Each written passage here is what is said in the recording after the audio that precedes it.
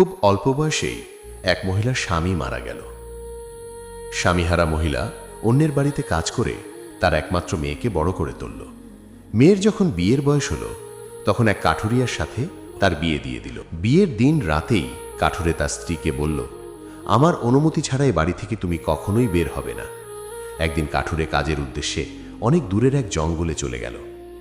তখন তার স্ত্রীর কাছে খবর আসলো তার মা মারা গিয়েছে, কিন্তু স্ত্রী স্বামীর অনুমতি ছাড়া বাড়ি থেকে বের হতে নিষেধ করেছে।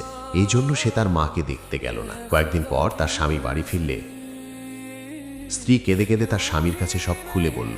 সেদিন রাতে সে স্বপ্নে দেখল একজন ফেরেশতা তাকে বলছে, তোমার জন্য তোমার মা জান্নাতে অনেক সুখে আছে। সে যদি তুমি স্বামীর কথা অমান্য করে তোমার মাকে দেখতে যেতে, তাহলে তোমার মাকে সেই পাপের ভাগীদার হতে হতো।